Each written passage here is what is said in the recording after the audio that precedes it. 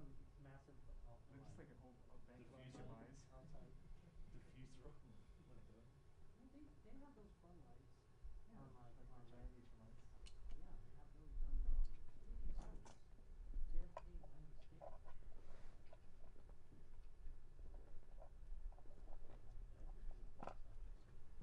Well, usually our systems, like, you have to be exact, it's just gonna give you a ton of 38 results. it's 38 images also. From like 20 different agencies. Yep, so that's the thing, we don't have to step. Yeah, But RFP, sometimes it doesn't fit. Maybe the board itself doesn't fit. It looks good. Are you good? Although that was something like, that's not digital.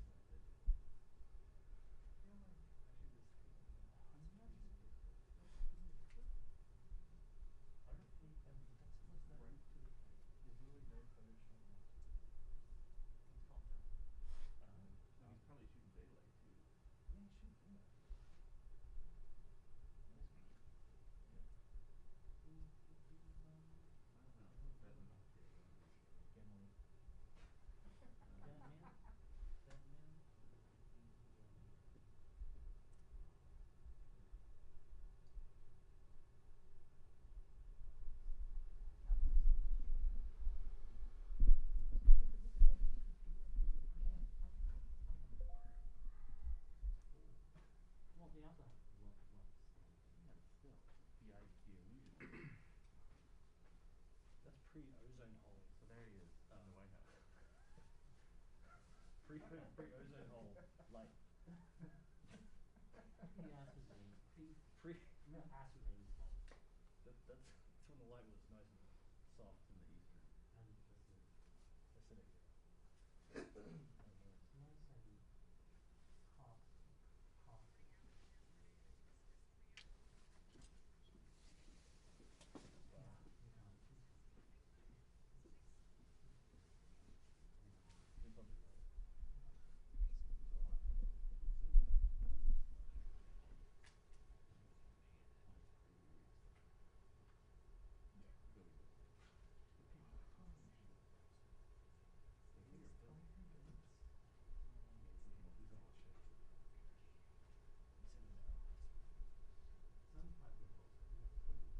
20 years ago.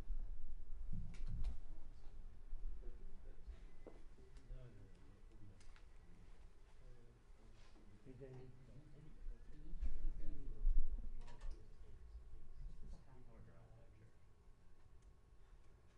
It's number 5. And it's gonna be Russia time, so it'll be Yeah. work. Does it? Well, because I gotta take PT Ken. Yeah. Yeah, I was gonna ask you. That's why you don't have to go then. So she's like a professor. Just like That's Ken's son. yeah, fucking number 10. Short. This one actually works. Oh, good. Yeah, he's under the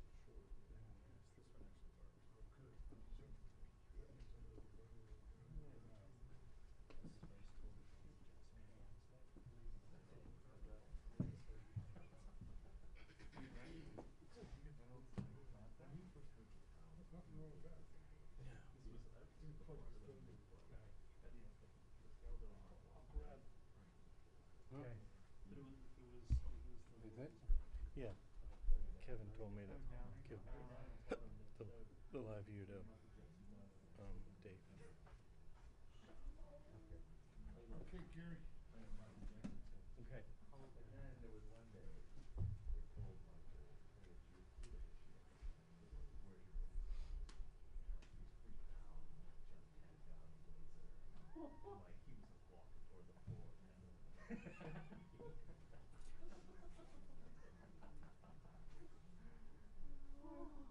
are you doing? You gotta get in there.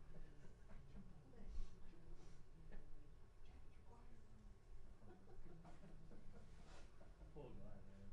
I think that's why he's like what he is. I think he's scarred from like a couple years ago. Just roar. Just be But I've they were listened. ruthless, man. Mac one time got me with the green dot thing. You want to do The like thing with these dots, yeah.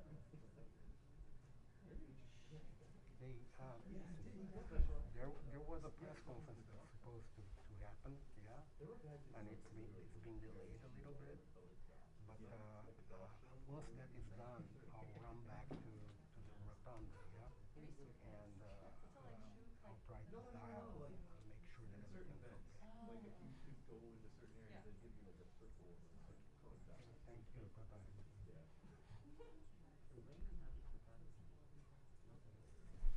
That wasn't regular. Every now and then certain times. Yeah, CBS Samuel also. Like, well, hold on, what's that? What's that? He wants Yeah, to start especially the dog.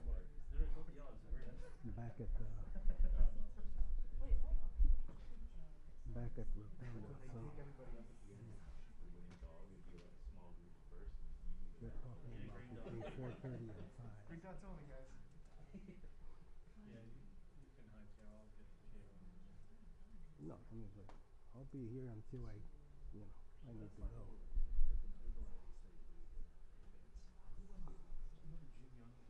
See, 3:43. One of his persons oversees it. If it doesn't happen in 15, I mean, Somebody else, they coordinated you know, that when they landed wherever they're going over, they have to prioritize their stuff. you have a passport, like, you're not a citizen or whatever. I don't know what the logistics were, but yeah, they can, like the Secret Service knew, and they said you can get off the plane. And they left on the plane for a couple minutes. Yeah, he was, I think, like, yeah. Oh, he must have just like, he must have flipped out. I don't know Knowing Jimmy, I don't know the exact logistics, That's what they like- told him he needed, but he didn't have it. I know that Downey makes a little stuff like that.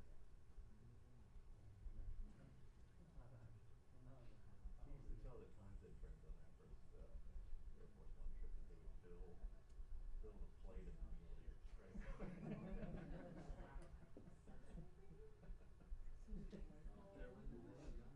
Yeah, it's gotta go on someone's car. You get it, you can read it. Yeah.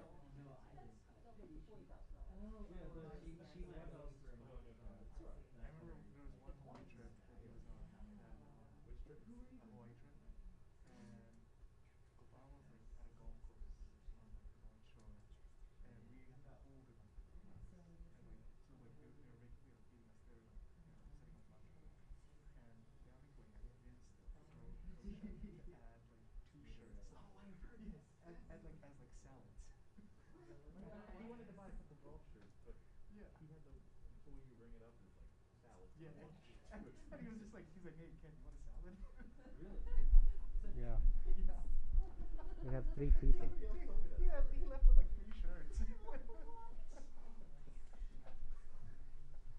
guy was on, that guy was insane. He had the old X6. You know the old Yeah, X6 that bus? was, it said like all All access, access. go anywhere, do anything. Full police and access, everything.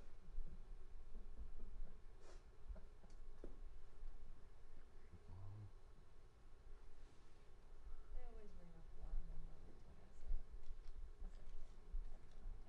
Ken Savina told me one time, he went into some vending. Vented, yeah. Going into some event somewhere with, I think it was Plenty of retail. time to spare. Because on his bag he had a WHMP tag. You're not talking about Oh, okay. KBC. See that? Yeah, but You know the professional one, right? it's like Brandon, Garrett, and Chevron. He was a Che, but yeah. Pretty trick.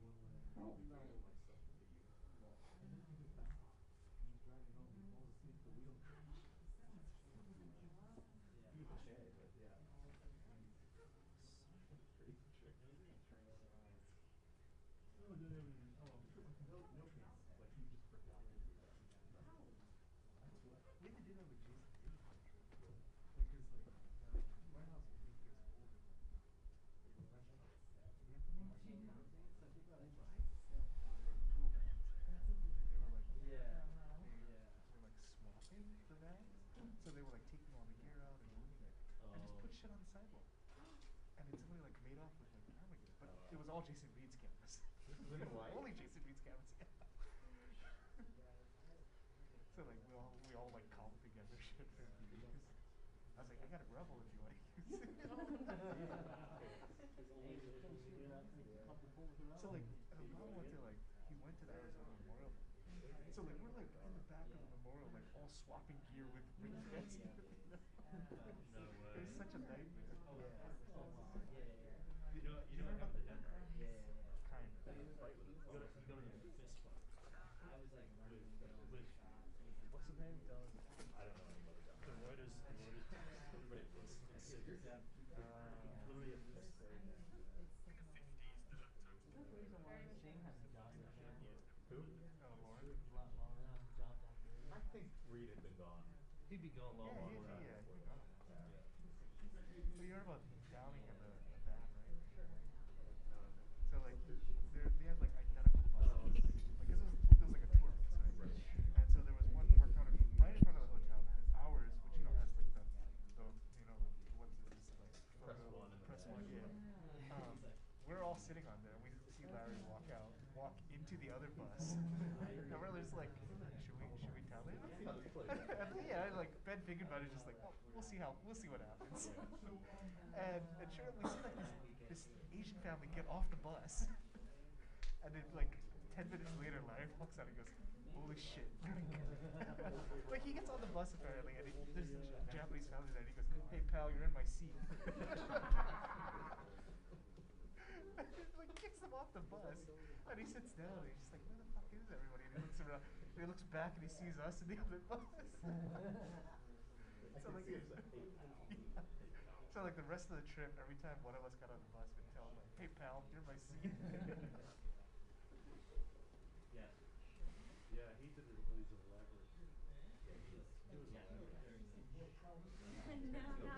I'm promising.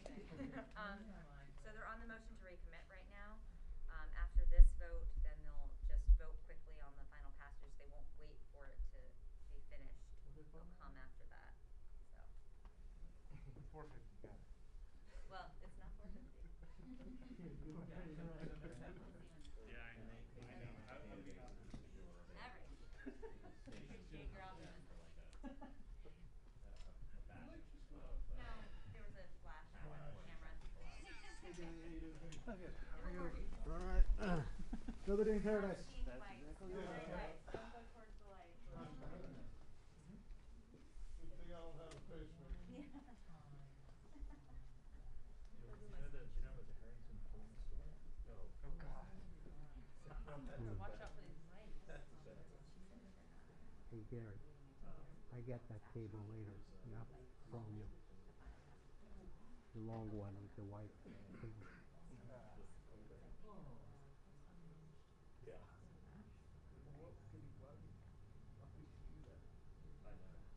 Yeah, and this one. Connection between me and you. Was he wearing all the tactical gear with all the WHMPs? Maybe.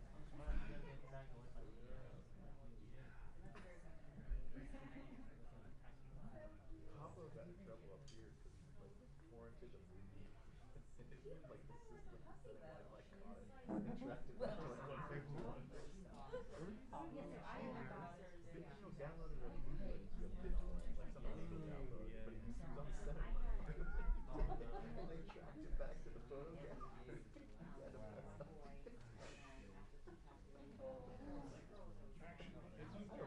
It's funny that he got caught. Right, yeah. Remember LimeWire? Yeah. Every time he All downloaded day it, downloading like 3 songs. every time he downloaded a song, I'm like, you can't have Trojanals,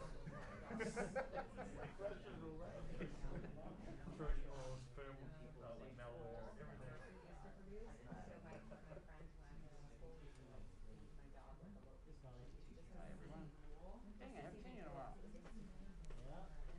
You don't want to take it back, right? No, but it's Because now I'm going to the White House tomorrow. But it's okay, I don't care. You be heading east. better.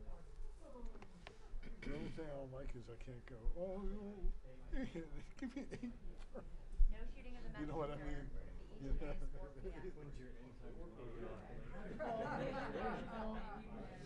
Monkey bias.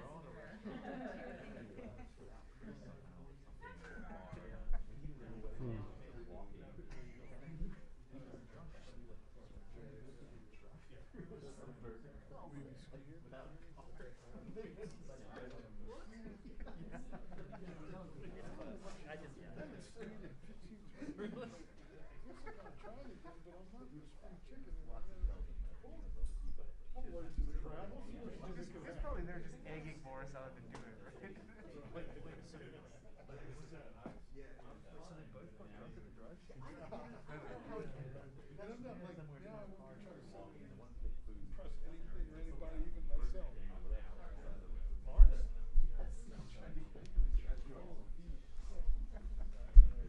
Yeah, man, because like Chris is like, Chris is funny enough to and I don't do that shit like In a drive-thru. yeah, drunk.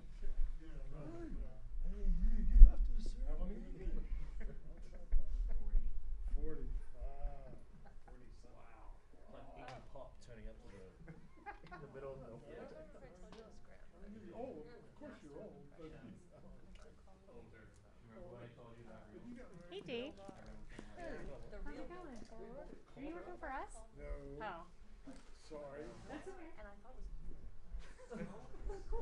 Good to see you there, Kelly. I don't know why I thought you were What'd you say? Great, but I didn't. But you got there in your 20s. Yeah. Oh my gosh. Yes. I should do that. What is it? Was it a real number? Now you're going to be a nut. It says real selfie. I travel a lot. I travel a lot. I saw a lot of things. But now, I got old with the 14-year-old. Thank God this younger guy, he kind of takes care of himself. He's only 15 soon, too. Yeah, they learned that. Yeah, the younger kid, I was the youngest, and I just learned how to just make things happen with no weight. But it's me Yeah, now, so. usually the oldest, coddle over, the youngest aggressive. Hey, he's all right. And that's, I think, less is more. Yeah. The second is better. I agree. I tried to give some of that advice, but I didn't make it sound right. Yeah, I think it's, What I we're tried to do all is, like that. I tried to say to them, they had their first kid, and I tried to say, treat him like he's your second kid. You know, treat him like you got it all figured out, and nothing matters. You know, but he didn't quite get what I meant. They all turned out pretty good. You're lucky. Yeah. I had a little scare with my boy. Not scare. He's going to VCU. He's a struggle. He has concentration loss. Smart. Right. There's more than any of these people about what's happening here. Right. But well, not about what's happening, but who's here. Sure. Anyway, his door was closed because of home. Mm-hmm. 400 kids got kicked out. Wow. And so he got moved here. But now they found a really nice place for him on campus. So Yeah, eventually. Oh, he's ready to go. Yeah. But they said 4:30.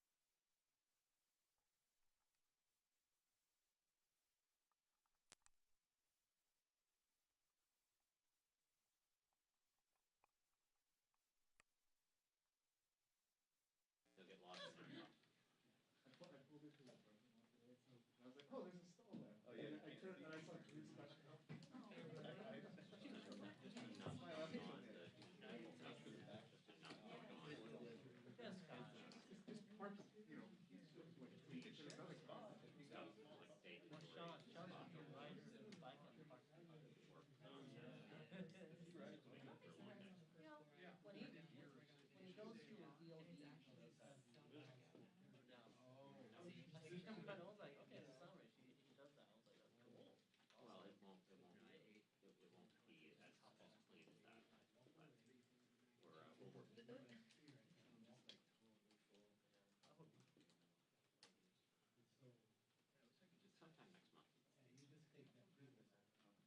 It'll be more of a committee versus that.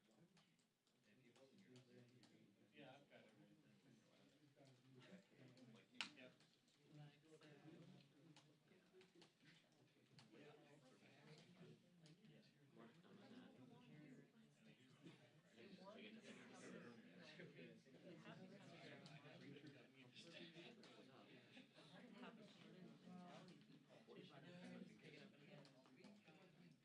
More to come on that. We get to figure it out. 45. They are doing a bunch of votes. So they're doing 500 votes, which just means it's a vote on the debts for the year. And then I think they call it a press conference. That's one people say it, there's just a lot of it.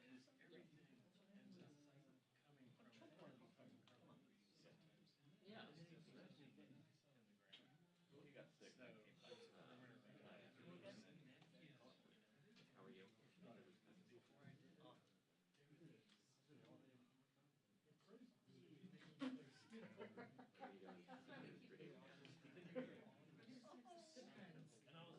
Usually they do. I think it was like. Wow.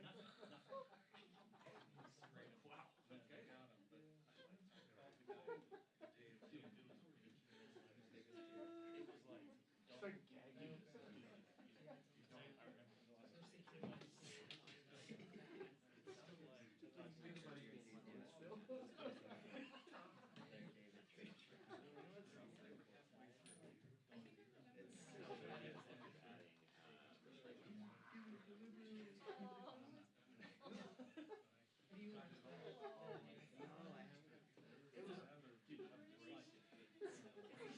gagging.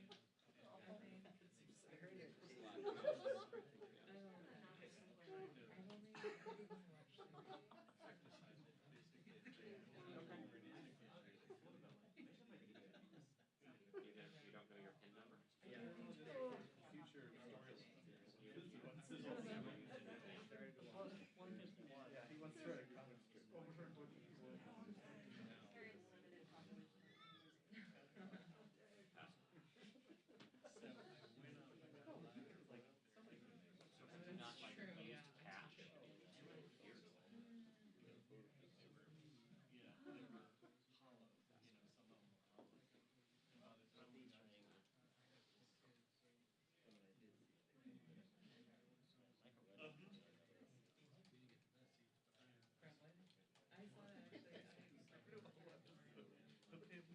Trying to get into the Senate. Oh my god. Give 7 questions. Well, it's a 460.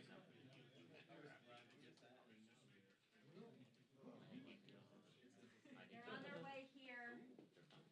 All right, well, good luck. Keep me posted on What? that. What? They are on their way. Oh. 20 minutes. 20 minutes, guys.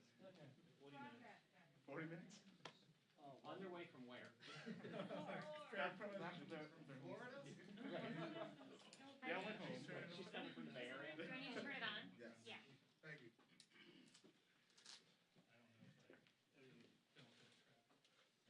Check 1, 2. Can you hear me? Can you see levels on it? Oh, no, that's tomorrow.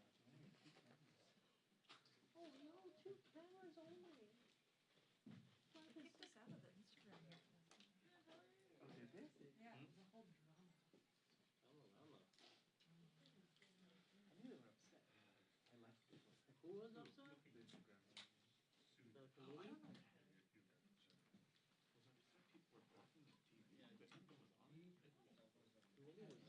Yeah, literally, like as soon as you can see them. No, it was If you thought it was too many people, you should have sorted it out before it started. And who was Jeff Tried to Tressa? explain it. What happened was the gallery only got 5 responses of interest, so they assumed no one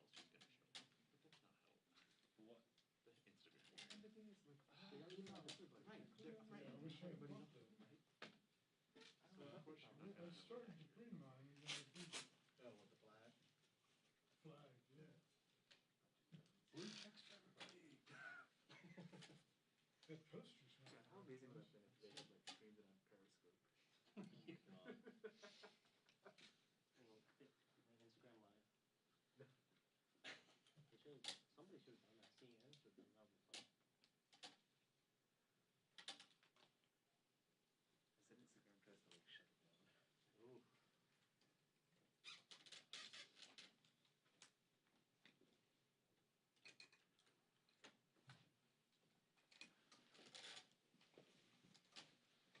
Oh, this is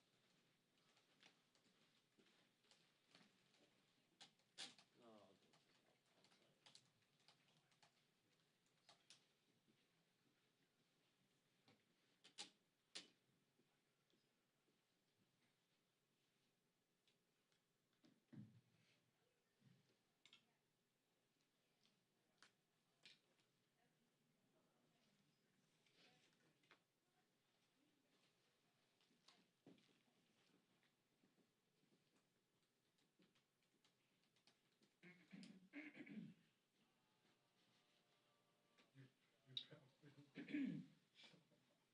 Your presser here, your presser at HVCA's got to start. I have a cut. Yes, sir. See you later.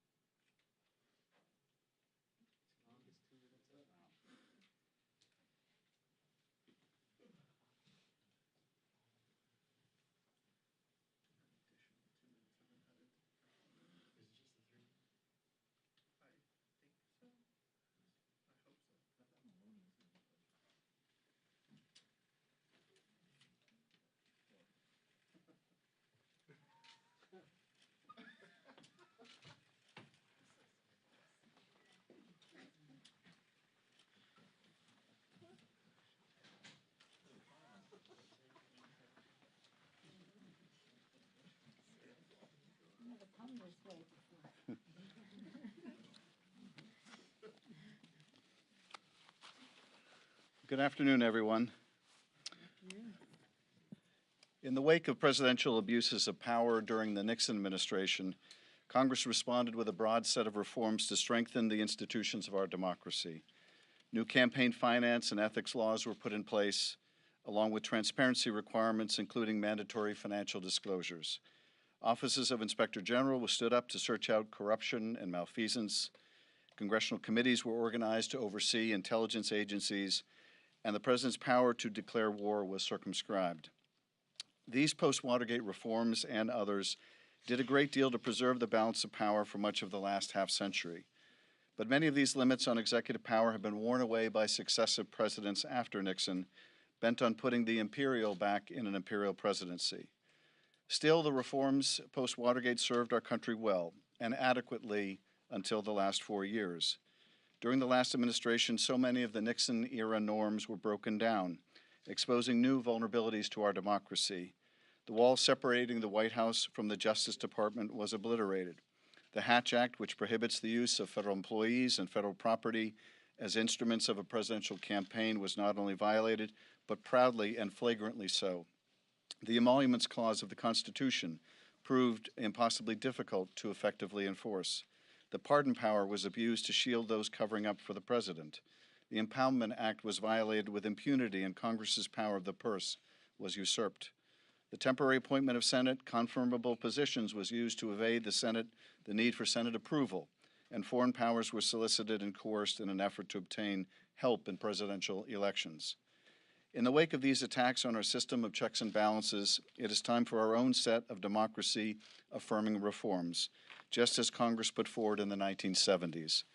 Indeed, because of the abuses of the last several years are more sweeping in nature than anything undertaken during the Nixon administration, and ultimately led to a violent attack on our Capitol, the need for stronger guardrails is greater than ever. Today, the Congress took up the Protecting Our Democracy Act to address many of the vulnerabilities that the last 4 years exposed. Of particular significance, the bill would expedite enforcement of congressional subpoenas, the necessity of which is being demonstrated in real time as top officials in the former administration once again seek to stonewall subpoenas and prevent the public from learning of their role in the January 6th insurrection. A Congress that cannot enforce its subpoenas is no more a Congress than a court would remain a court without the power to compel witnesses to testify at trial. Instead, it becomes a kind of plaything for a despot. Although the Trump presidency demonstrated the need for wholesale reinforcement of our democratic institutions, the Protecting Our Democracy Act is less about the past than it is about the future. The bill's provisions address many of the deficiencies revealed, not as a punishment of the last president who is now beyond legislative reach, but to guard against any future president of either party who would be tempted to make themselves a king. Many of the protections in the POTA have been enjoyed bipartisan support in the past. In fact, many of these provisions had once been authored by Republicans, and one would expect they would be embraced by the GOP as desirable limits on the current Democratic administration. The Protecting Our Democracy Act is a natural complement to H.R. 1 and the John Lewis voting rights legislation as part of our pro-democracy agenda. This is a precarious moment in the long history of our struggle for a more perfect union, when the fate of our democracy is once again in question. We must rise to meet that moment, and I'm grateful that the Congress has begun that process with passing the Protection of Our Democracy Act. This legislation is the product of work by many hands, many committee chairs and members, but no one more so than the Speaker of the House, who has stood as a bulwark defending our democracy since her election to Congress, but most particularly over the last several years. And I'm very proud to introduce the Speaker of the House of Representatives, Nancy Pelosi. Thank you very much, Chairman Schiff, for your kind introduction, more importantly, for your great leadership and protection of our democracy. It's an honor for me to join you and our distinguished chairs, Mr. Nadler, Chair of the Judiciary Committee, Madam Chair Carolyn Maloney, Chair of the Oversight Committee, Congressional Oversight and Reform Committee. I used to serve on that committee, had a different name way back when, but a very important committee that has such scope and such responsibility, oversight in the Congress. Adam Schiff, thank you for your outstanding patriotic leadership in honchoing this legislation and bringing us together right now today. So when we call Protection of Our Democracy Act, what is that about? Well, it's about 245 years ago when our families declared independence from an impressive monarch. They said, "We hold these truths to be self-evident that all men," I'm sure they meant and women, "were created equal and that they are endowed by their Creator with certain unalienable rights, among them life, liberty, and the pursuit of happiness." Imagine that in our founding documents, the pursuit of happiness. And they continued talking about the oppressive governance that they were under at the time. Whenever any form of government becomes destructive of these ends that I just described, it is the people's duty to throw off such government and to provide new guards for our future security. And they did indeed throw off the British in a war that they won and began to write our founding documents. Our founders would forge those guards, the democratic institutions enshrined in the Constitution, and have for centuries now safeguarded the rights of the American people. The Protecting Our Democracy Act ensures the strength and survival of a democracy of, by, and for the people, defending the rule of law, revitalizing our system of checks and balances, and restoring our democratic institutions. It is sweeping and future-focused, as the distinguished chairman said. We understand from the past, but we're focused on the future, designed to revive our American democracy now and for generations to come. It's by coincidence that today we're taking up this bill on the same day that the president is having his democracy forum at the White House virtually, over 100 leaders from around the world participating as we talk about democracy versus autocracy and the erosion of democracy in some countries. We have to stave that off in our very own country. This legislation ensures that no one, not even a president, no matter who he or she may be, is above the law. One of our founders, George Mason, warned during the Constitutional Convention, "Shall any man be above justice? Shall that man be above it who can commit the most extensive injustice?" No. Addressing presidential abuse, therefore, goes to the very heart, the very survival of our democracy. And so, therefore, this is about being worthy and honoring the vision of our founders, being worthy of the sacrifice of our men and women in uniform who have defended our democracy and our freedoms contained within our Constitution, which we take an oath to protect and defend, but which others have abused. Worthy of the vision of our founders, the sacrifice of our men and women in uniform, worthy of the aspirations of our children as we go into the future, being custodians of our democracy for now and for the future. Now I'm pleased to yield to a champion of our democracy, the chair of the Judiciary Committee, the gentleman from New York, Jerry Nadler.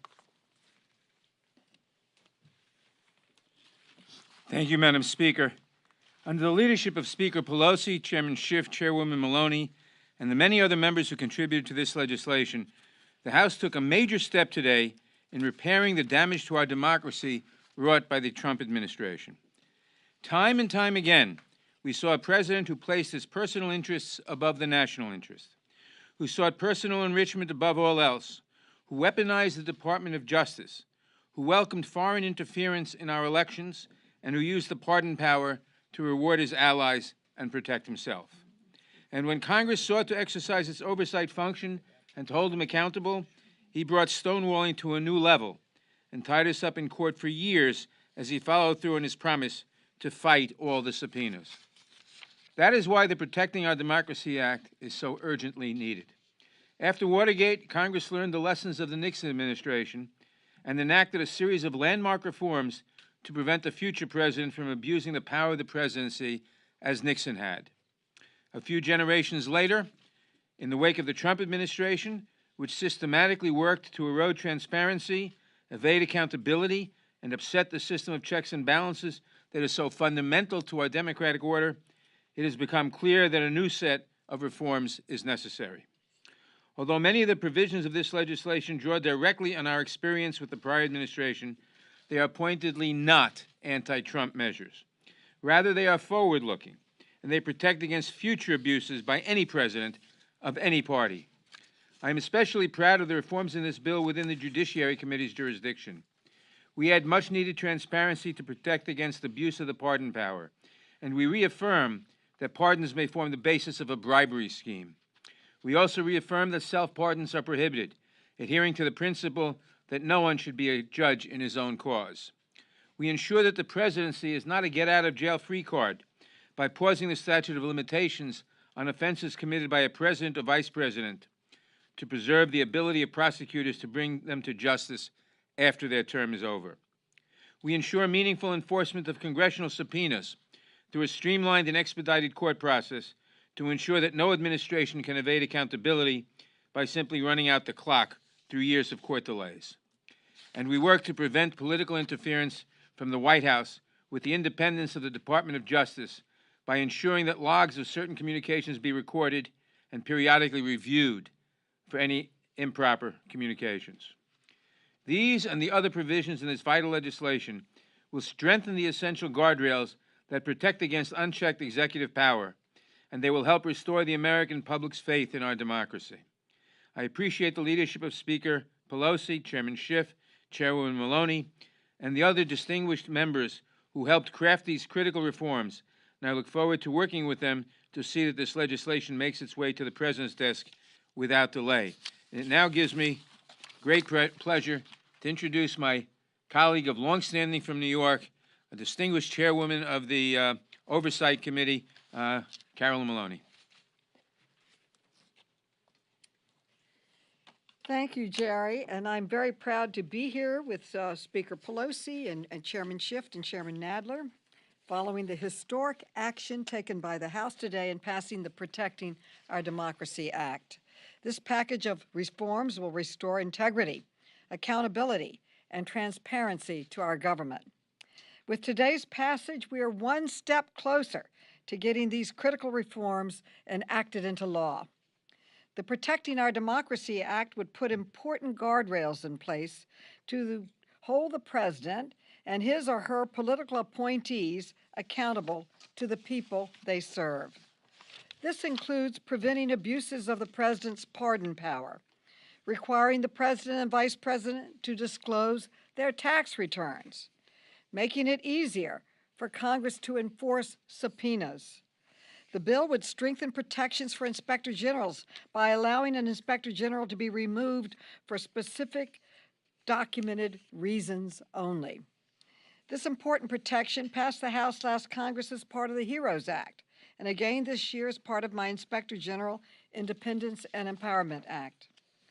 The bill also includes the Bipartisan Whistleblower Protection Improvement Act, which I was proud to introduce with Representative Nancy Mace. These reforms would strengthen protections for whistleblowers when they provide information to Congress, and it would ensure that they have the opportunity to challenge retaliation in court, including access to a jury trial.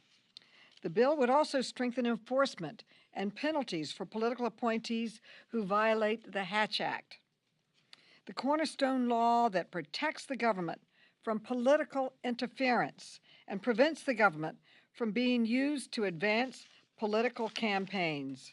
Republicans have criticized this package as being targeted at President Trump.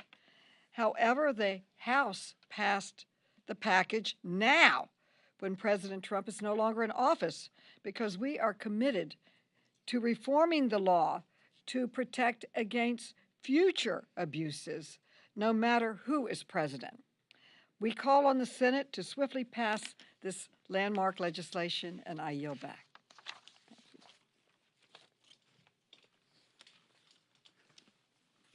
Thank you very much, Chair Maloney and Chair Nadler, for your extraordinary leadership on this legislation. Chairman Nadler, I think there's been no greater champion of the rule of law in Congress in the last quarter century. And Chair Maloney, I think you have done an extraordinary job overseeing the government to root out fraud and corruption, and tremendously value your contributions to this package. Happy to respond to a few questions. Yes. Chairmanship, I hear you say H.R. 1, the John Lewis Voting Rights Act, Protecting Our Democracy Act are vital to protecting American democracy right now, but those things are facing the filibuster in the Senate, which two Democrats are unwilling to reform. Are Democrats losing their window to protect democracy when we are hearing stories of election workers being threatened, local election officials who do not want to run again because of what they see happening in their communities as undermining democracy? I think you put your finger on really the gravest threat facing our democracy right now, which are these actions around the country to strip independent elections officials of their duties, give them over to partisans and partisan legislatures. The enactment of state laws intended to allow a state legislature to overturn the popular will of their own constituents in the next election. And yes, I think any delay in passage of these democracy reforms continues to put our country at risk, and this experiment in self-governance at risk. I firmly believe that at a minimum there should be a carve-out to the filibuster for reforms that are vital to the health of our democracy. And I know that Senator Schumer is working around the clock to try to get these vital bills across the finish line. I think these bills are really in the right order. The foundational right is the right to vote. And those two bills, H.R. 1 and the John Lewis bill, are the most essential. Without a proper democratic foundation based on the right to vote, anything built on that crumbles down. But even that foundation alone may not be enough if a president is allowed to abuse their power the way we've witnessed over the last 4 years. So I quite agree with you. I feel a tremendous sense of urgency. I think our country is at a incredibly fragile point in the history of our democracy. And so we need to get these bills through the Senate, and if that requires a carve-out, it requires a carve-out to do it. Yes. This bill is to limit the abuse of power from the president. So I'm wondering, the Senate just passed the vaccine and testing mandate. They wanted to block that. There was 2 Democrats that joined them with that. Do you think that Biden's vaccine and testing mandate is an overreach of presidential power? Why or why not? And also, do you think that there's enough support in the House to bring that to the floor for a vote? No. Look, I think the president was right to impose vaccine mandates to try to protect the health and welfare of the country. That's our best tool. Vaccines are our best tool to combat the pandemic. But I'm going to abbreviate my answer because we're really focused on the Protecting Our Democracy Act today. Yes. If I can, and you're talking about protecting the ability of Congress to have things like subpoenas honored. We're seeing with the January 6th committee that's proving to be difficult. Mark Meadows is now suing the committee and the Speaker to avoid a deposition that he didn't show up for. Can you speak to what you're seeing in terms of that investigation and what that means to what you're trying to do here? Yes, let me address that and then turn to Chairman Nadler, who really has been a champion on the issue of the enforcement of subpoenas. I think what we're seeing among a few people thus far is a real effort to thwart Congress's oversight ability to prevent Congress and the American people from getting answers about a violent attack on the building we're in right now.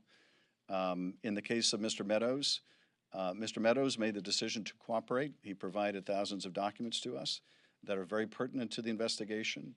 He acknowledged through his counsel these documents and the subject matter they cover is not privileged. He then subsequently refused to appear to testify about the same documents he has admitted are not privileged. And I don't know what happened between then and now to convince him to curtail his cooperation. But the reality is he's under a lawful obligation to appear. He refused to do so. and we will move expeditiously to hold him in criminal contempt. I'm grateful the Justice Department moved as swiftly as it did with a ban in contempt, and I'm grateful that we have an Attorney General who recognizes that the rule of law applies to everyone, and you don't get a pass depending on your relationship to the former president or your position or power. So we will move with all expedition, but on the broader issue, let me turn to my colleague, Chairman Nadler. Well, thank you. I think that what Chairman Schiff just said feeds into the problem.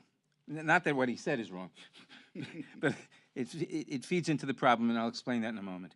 It took us 2.5 years to enforce our subpoena against Don McGahn. 2.5 years. And during that time period, it was a different Congress. And obviously, the Trump or the strategy of all the Trump people, all the January 6th people, is to play out the clock, and that's why. And they might succeed in that. They might succeed in playing out the clock for years, as Don McGahn did. So that's why we have in this bill the provisions to expedite congressional subpoenas enforcement, and specifically, what it says is that any motion to enforce a subpoena goes directly to a 3-judge federal court, and the appeal is directly to the Supreme Court of the United States, and there are time limits placed on those proceedings, so that no longer will people be able to play out the clock and frustrate Congress's oversight ability and Congress's ability to enforce the law, to oversight. Last question. Yes. So Republicans are already starting to put out statements on this as expected, saying that this is another partisan bill. It passed on party lines, sending over to the Senate where the prospects are grim because of the filibuster. What do you say to the American people who are hearing that message from Republicans, who are also seeing issues like crime not be addressed, or they don't think they're being addressed because that's not the message that they're getting from your Republican colleagues? So you're addressing something now that's talking about the Trump administration and not focusing on things like crime and rising crime in our cities right now. I'm happy to address that, and also happy to recognize Chair Maloney if she'd like to contribute to the response as well. First of all, we were very pleased to have bipartisan support today. Adam Kinzinger voted in favor of the bill. We're grateful for that act of courage. And many of the provisions of this bill were supported by Republicans in the past. The question is not why Democrats are supporting it now. Many Democrats have supported these provisions in the past. The question is, why have Republicans changed their view on whether subpoenas should be enforced? Why did Darrell Issa, who once championed the power of Congress to expeditiously enforce subpoenas, vote against a bill that would do so? Why would Republicans oppose a bill that includes provisions that Senator Lee once championed about curtailing presidential emergency declarations, or that Chairman or Senator Grassley championed in terms of protecting inspector generals or whistleblowers? What has changed within the GOP? And the short, terrible answer is fear of the former president, that if they support these reforms, which enjoy, by the way, the support of 150 good government groups outside the Congress, spanning the spectrum from conservative groups to liberal groups, they fear the disfavor of the former president. I had hoped that they would see the utility in these reforms in Democratic administrations and Republican, but apparently most of the GOP still runs in desperate fear of the former president. In terms of the other parts of our agenda, we are heavily focused, as you know, on passing an infrastructure bill, which we did. For 4 years, the prior administration and Republican Congress talked about, or Republicans in Congress talked about Infrastructure Week, never got it done. We did. We passed a rescue plan that lifted families out of poverty, half the kids out of poverty in the country, and helped speed vaccinations. We are on the brink of passing the Build Back Better bill to address the need of families to find affordable child care and be able to afford college, and the ability of people to put a roof over their head. So our domestic policy agenda is broad. It is widely supported by the public. And part of that agenda, which people also care about, is whether we still have a democracy in a few years. And we're going to need to do both meet the economic needs and the quality of life needs of the American people, but at the same time, make sure that their vote matters in the future, that they can vote in the future. So we have to be able to do both. And let me recognize Chair Maloney. Well, I join my colleagues in saying that this Congress, I've had the opportunity to vote on 3 of the most transformative bills in my life. In terms of infrastructure, it's the strongest bill that's been before this body that many have proposed. They always say it. We passed it. The American Rescue Plan was transformational to New York City. We were the epicenter of the epidemic, and we needed the help that came. And then the Build Back Better is attacking climate change and the high cost of prescription drugs with reforms to help lower that cost and invest in families. I would say that the Democrats have put forward a very strong pro-environment, pro-family, pro-work. We've created more jobs in the past 6 months than I think ever in history, 6 million, over 6 million jobs. So we have put forward substantive and passed. And the Republicans, if you listen to their arguments on the floor, they were attacking it as, quote, being political. Yet even at the Rules Committee meeting, Mr. Comer was saying, I agree with a lot of what you're putting forward, including revealing the taxes of the president and the vice president. He testified that. He said that on the floor. He was against it.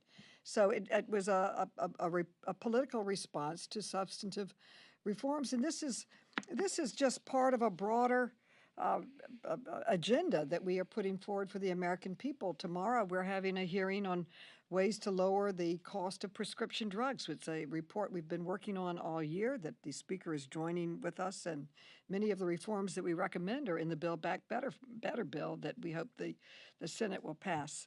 In terms of voting rights, I agree with the gentlelady that it is the most important issue that we confront. And we support a carve-out. If you can't get the filibuster, at least give us a carve-out on voting rights so that we can pass H.R. 1 and the John Lewis Act. Thank you very much. I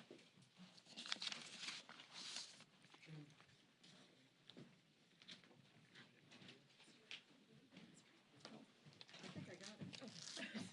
I got it. Okay. Quick question. Would you support stripping